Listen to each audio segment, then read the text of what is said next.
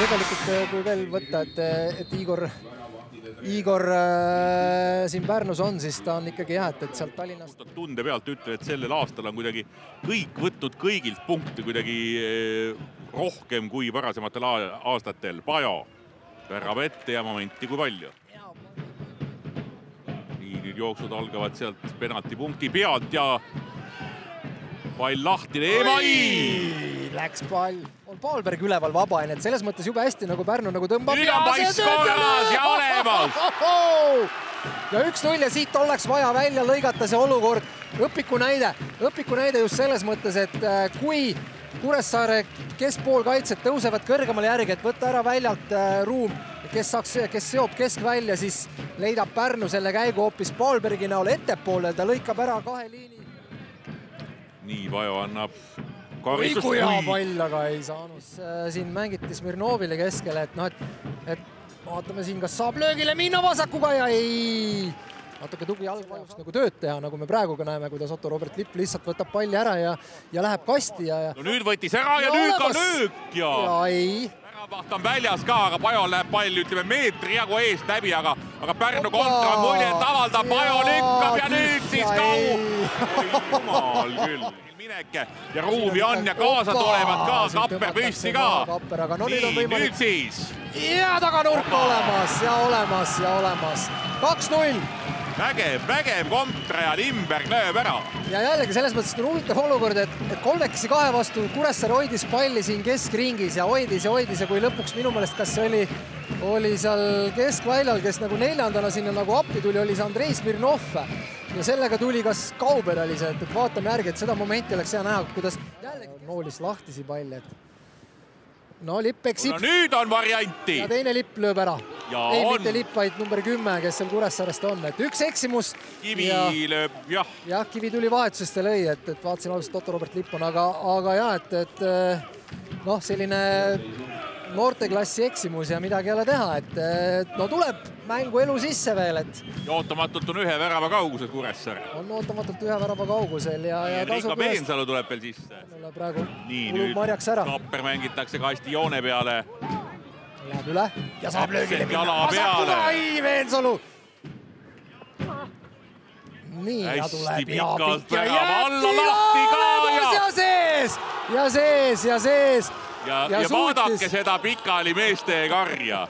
Ja ma tahtsin ennem seda auti veel öelda seda, et kuramus, et kas tõesti nagu suudab Vaprus 2 mängu niimoodi võtta ilma, ütleme sellise, noh, kuidas ma ütlen, et pingevabalt kuidagi nagu kesta lõpuni ära, aga ei, et Kuressaare näitab. Nii, aga veel kord ütlen, et üllatavalt nii ja läheb vaatama. Uskumatu, aga kas me tõesti ei näinud seal midagi siis või võit?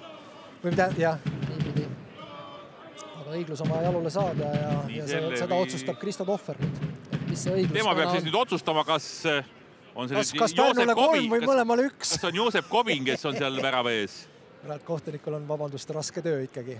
Ja otsustab Varr ja ei loe. Ja Pärnu rahvas rõkkab, kõigil on käed püsti ja see tagasi. Nii, ja Karl Rammetamm läheb tema peale. Said löögile Kuressaare mängijad ja siit lõpetab peakohtunik Kristo Tohver selle mängu.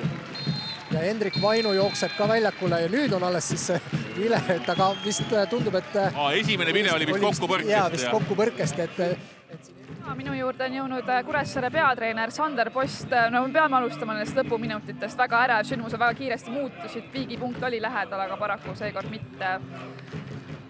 Mis see praegu enda mõtted on?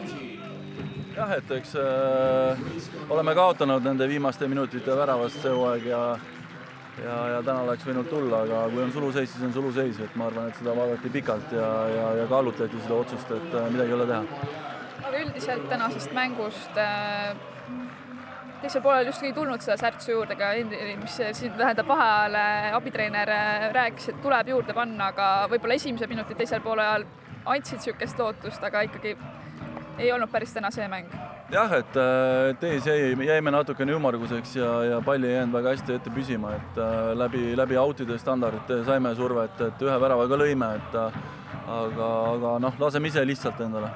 No kuna on esimene Kuressaare telemäng sel hooajal, siis natukene pikemalt sina esimene hooaeg Kuressaare eesotsas, et kuidas sa seni asjadega rahul oled olnud ja mis sinu jaoks võib-olla need kõige tähtsamad asjad on, mida sa praegu siin esimeses eelistuses muuta tahaksid? Jah, et eks muutusi on olnud kindlasti võrreldes eelmiste aastatega, mis on Kuressaares toimunud ja mõned uued mängijad, mõned ütleme võtmemängijad on lahkunud, et eesmärk on ikkagi võistkond üles ehitada ja vaadata kaugemale kui üks aasta. Aga üldiselt siis see hooaeg praegu, kuidas sa võib-olla veel vara öelda, aga... Jah, ütleme, et mängida on, et täna oli valus kaotus, mida ei oleks tahtnud kindlasti saada, aga hooaeg on veel pikk. Õnneks! Ja, aitäh sulle! Nii, ja nüüd mängu parim. Aitäh Tarmole ja Markole selle usalduse eest. Tere Tristan, palju õnne, see on nüüd sinu. Tükikasid igale Pärnu keskele mängile, palun võtta mikker ka. No kõigepealt sinu enda individuaalsest sooritusest, kui rahul sa täna oma mänguga oled, väga palju pildis sa olid? Jah, väga rahul, saime võidu kätte, nii et ei ole millegi üle nukrutseda.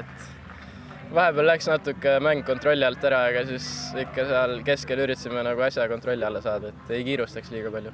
No sinu puhul on tegemist väga noore mängumehega. Nüüd oled siin ikkagi esinduses oma koha kinnitanud, et kui rahul sa ise praegu selle arenguga oled olnud? Kindlasti väga rahul, et mänguminuteid on kogunenud palju ja iga mänguga tunnen ka, et nagu lähen enesekindlamaks, ütleme nii, et palliga ja isegi kaitse poolest saan vahepeal hakkama, nii et väga hästi on kõik, praegu olen rahul. Ja praegu meeskondlikult eelmises mängus Levadiaga 2-2 viik, kindlasti suur asi ka teie jaoks, et pigem on asjad praegu, olukord on hea? Jah, pigem küll, et viimased nüüd juba 3-4 mängu oleme ikka väga hästi mänginud, et tiim on nagu ühtne, kõik koos ründame, kõik koos kaitseme ja väga mõnus energia on praegu tiimis, et ja väljakud on ka head, nii et me saame hästi mängida. Seda on ainult hea kuulda, Tristan, aitäh sulle ja palju õnne. Aitäh!